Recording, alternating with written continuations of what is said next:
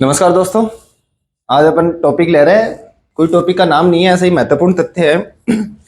और इनमें से मतलब पशु परिचय में गारंटी के साथ कह सकता हूँ कि इनमें से 3 या 4 क्वेश्चन आ जाएंगे आज एक बोर्ड में मतलब एक साथ ही समझाऊंगा, सारी सारणी बना के तुम्हें। और कंफर्म है इनमें से 3 या 4 क्वेश्चन आ जाएंगे अपने एग्जाम में, ठीक है। तो अपन यहाँ पे नाम, इसमें पशुओं का नाम लिखेंगे। और पशु कौन से लेंगे? जो अपने एनिमल अटेंडेंट में जिन पशुओं के बारे में अपने से पूछा गया है, जैसे गाय के बारे में, भैंस के बारे में, भेड़ के बारे में, बकरी के बारे में, घोड़े, ऊंट के बारे में, मुर्गी के बारे में पूछा गया है। तो यही जानवर आज अपन लेने वाले हैं और इन्हीं के बारे में पढ़ेंगे। अपन एक्स्ट्रा कुछ भी नहीं पढ़ने वाले हैं, ठीक है। तो शुरू करते हैं। तो पहले मैं जानवरों के नाम लिख देता हूं इधर। तो गाय, गाय का वैज्ञानिक नाम क्या होता है? ये दो होते हैं, एक तो विदेशी गाय होती है, एक देसी गाय होती है। तो विदेशी गाय का तो क्या होता है? Boss taurus. ये तो कौन सी है? विदेशी। देसी गाय का क्या होता है? Bos indicus. ये कौन सी है? देसी। और वैज्ञानिक नाम लिखने का तरीका क्या है? इसमें पहले अक्षर का मतलब जो पहला शब्द होगा उसका पहला अक्षर तो कैपिटल लेटर में होगा और दूसरा शब्द होगा उसका पहला अक्षर स्मॉल लेटर में होगा, ठीक है। तो ये ध्यान रखना। बॉस टॉरस विदेशी गाय, बॉस इंडिकस देसी गाय। गाय में गुणसूत्रों की संख्या 60 होती है। और गाय का प्रसव काल, प्रसव काल मतलब कि समागम से लेके बच्चा पैदा करती है ना, उनके बीच का समय कितने दिन का होता है? तो गाय में होता है ये 9 माह 9 दिन का। अब दंतसूत्र, दंतसूत्र क्या होता है कि कितने दांत पाए जाते हैं? तो दंतसूत्र होता है गाय का 0033 4033 और इसको मल्टीप्लाई करना पड़ता है 2 से, क्योंकि ये ऊपरे और निचले जबड़े का आधा पार्ट ही आता है इसमें। पहले नंबर पे इंसीजर आ गए, फिर कैनाइन आ गए, फिर प्रीमोलर आ गए, फिर मोलर आ गए। तो इसको 2 से मल्टीप्लाई करते हैं, फिर इनका योग करके जो संख्या आएगी, मतलब ऊपर 3 और 3 6, उसको 2 से गुणा करेंगे, ऊपर 12 आ जाएंगे। इधर 4 और 3 7 और 3 10, 10 को 2 से गुणा करेंगे 20 आ जाएंगे। फिर उन दोनों का योग करेंगे, वो होगा 32। तो उनमें कुल दांतों की संख्या कितनी होगी? 32 होगी, ठीक है। अब आती है कि गाय में प्रसव की क्रिया को क्या बोलते हैं? तो गाय में बच्चा पैदा, प्रसव की क्रिया क्या होती है? बच्चा पैदा करने की क्रिया, ये होती है काविंग, ठीक है। बच्चा पैदा करने की क्रिया गाय में काविंग होती है। और समागम की क्रिया या मैथुन की क्रिया बोलते हैं अपन उसको, उसको बोलते हैं गाय में सर्विंग,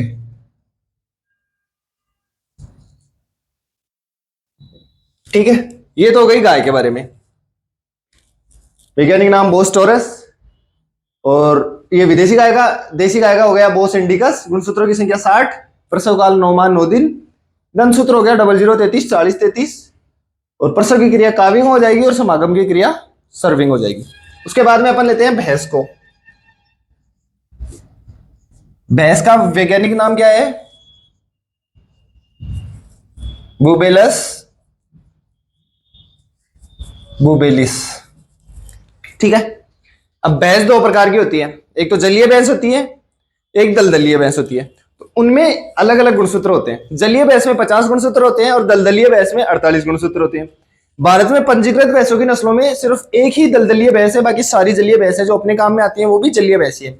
एक ही दलदलीय भैंस है और वो कौन सी है? उसका नाम है, उसकी नस्ल है लुइस, ठीक है। तो 50 तो कौन सी भैंस हो गई? जलीय में।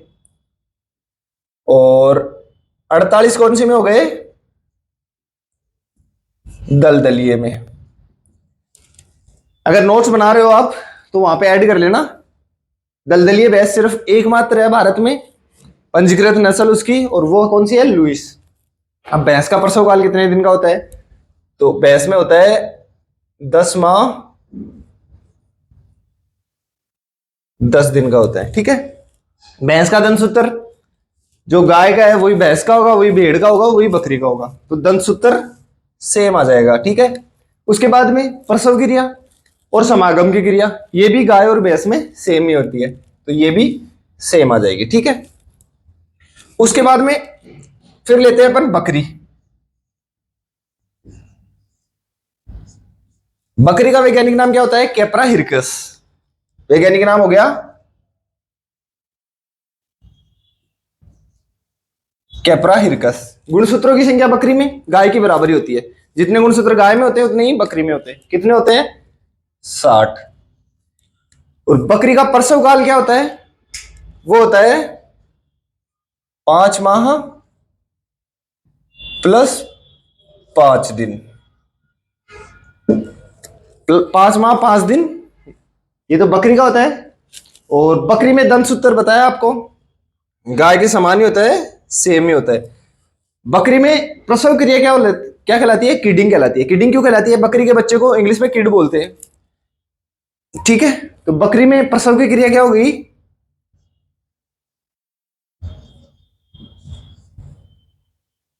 किडिंग होगी। और समागम की क्रिया गाय भैंस के समान ही बकरी में भी सर्विंग ही बोलते हैं उसको, ठीक है। उसके बाद में आती है भेड़। भेड़ का वैज्ञानिक नाम क्या होता है? ओविस एराइज, ठीक है। भेड़ में गुणसूत्रों की संख्या होती है 54। गुणसूत्र कितने होते हैं भेड़ में? 54। प्रसव काल या गर्भकाल वो कितना होता है भेड़ का? वो होता है 5 माह माइनस 5 दिन। ये होता है भेड़ का 5 माह माइनस 5 दिन, ठीक है।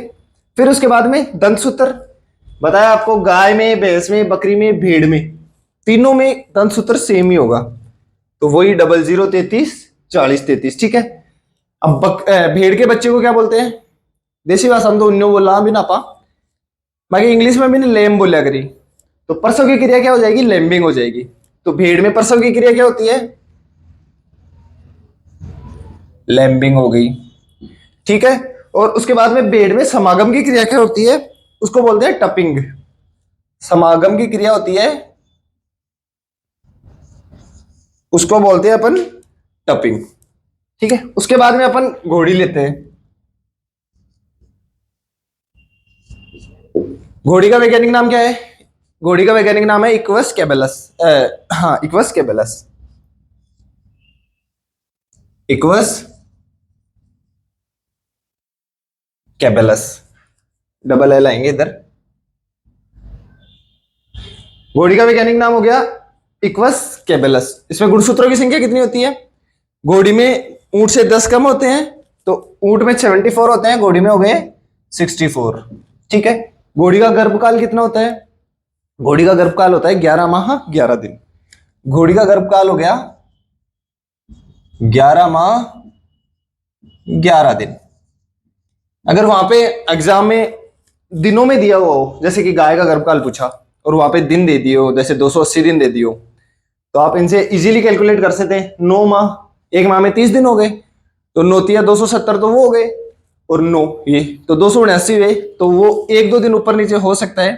तो आप इनको याद रख लो। इनसे आप अगर दिनों में ऑप्शन दिए हुए हैं तो उनको दिन में भी कन्वर्ट कर सकते हैं। 1-2 ऊपर नीचे चलता रहेगा, जो सबसे नजदीकी ऑप्शन होगा वो आप क्लिक कर देना, सही हो जाएगा आपका, ठीक है। तो घोड़ी में प्रसव काल कितना हो गया?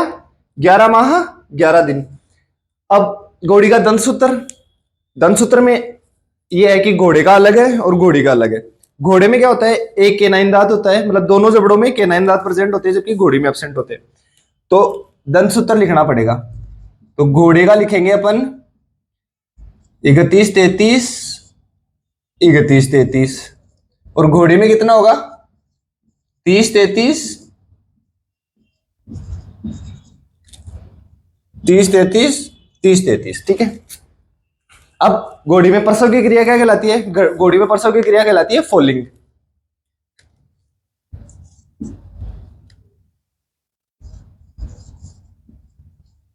फोलिंग तो प्रसव क्रिया कहलाती है घोड़ी में, और कवरिंग होती है वो समागम क्रिया कहलाती है। कवरिंग, कवर करना या ढकना, तो समागम क्रिया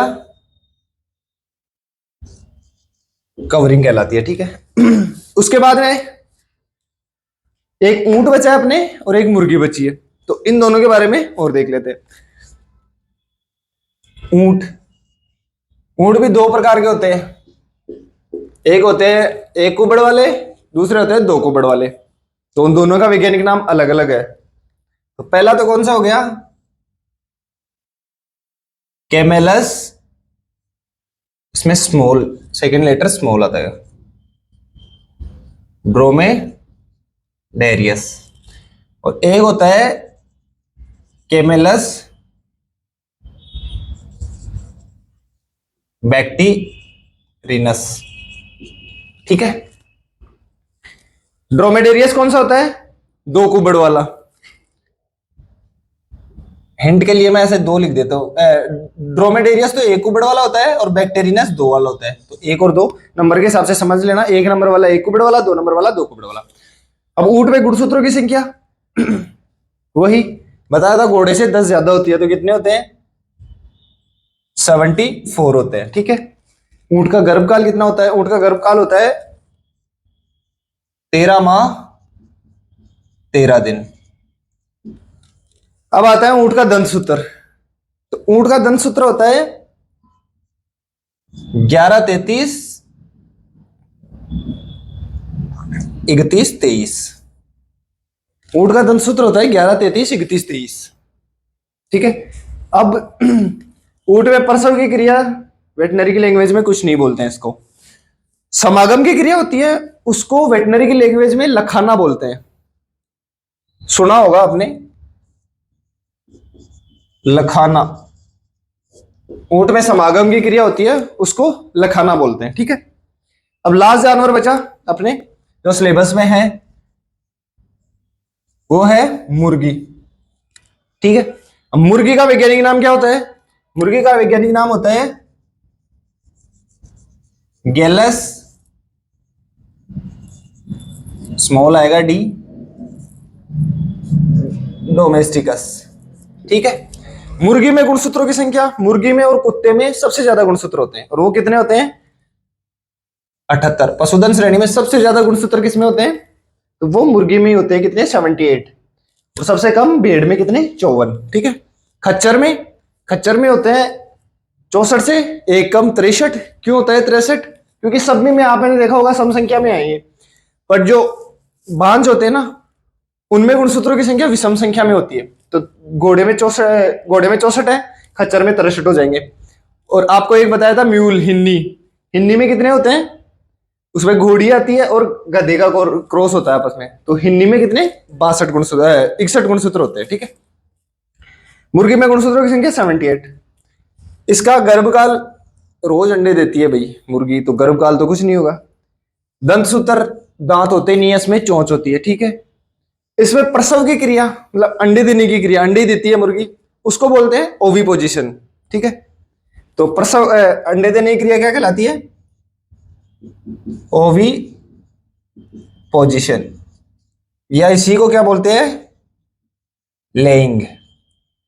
और प्रसव की क्रिया, समागम की क्रिया होती नहीं है, क्योंकि एक ही बार होता है इनमें, मैथुन होता है वो एक ही बार होता है, उसके बाद में मुर्गी साल भर अंडे देती है। ठीक है, ये हो गए वैज्ञानिक नाम, गुणसूत्र, प्रसवकाल, दंतसूत्र, प्रसव क्रिया, समागम क्रिया। अब एक होता है मांस, कि विभिन्न जानवरों के मांस को क्या बोलते हैं, तो वो भी अपन इधर लिख लेंगे। तो आप उसको भी यहां पे ऐड कर देना, इधर जगह नहीं थी मेरे पास, इसलिए मैंने वहां पे लिखा नहीं। ठीक है, तो मैं वैज्ञानिक नाम हटाता हूं, यहाँ पे मांस लिखता हूं, फिर उसके बाद में आप सारणी में उसको लास्ट में ऐड कर लेना। ठीक है,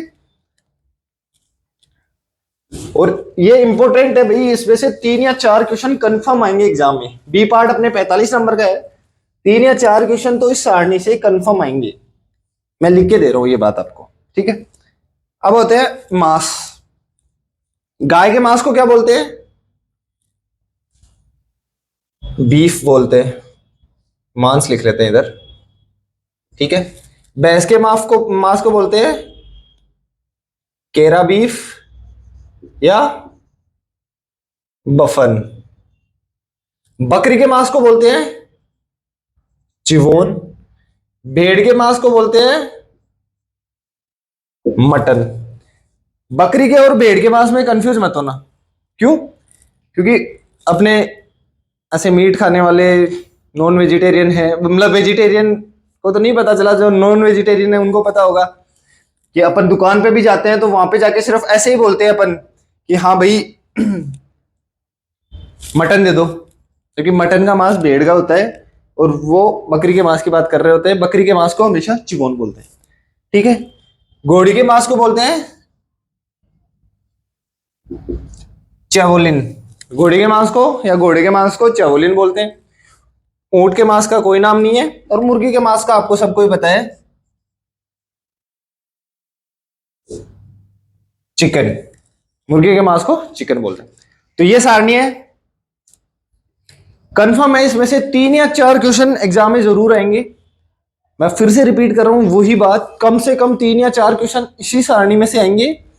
वैज्ञानिक नाम पहले मैंने आपको बता दिए, वो आप लिख लेना और मांस को लास्ट में ऐड कर देना, ठीक है। ये सारणी एक पेज में बना लेना और कहीं पे चिपका लेना, ताकि रोज नजरों के सामने रहे, तो इजीली याद हो जाएगी, इतना कुछ हार्ड है नहीं इसमें, ठीक है। तो आज के टॉपिक में बस इतना ही। अगले अगले वीडियो में मिलते हैं कोई नया टॉपिक लेके। बहुत बहुत धन्यवाद।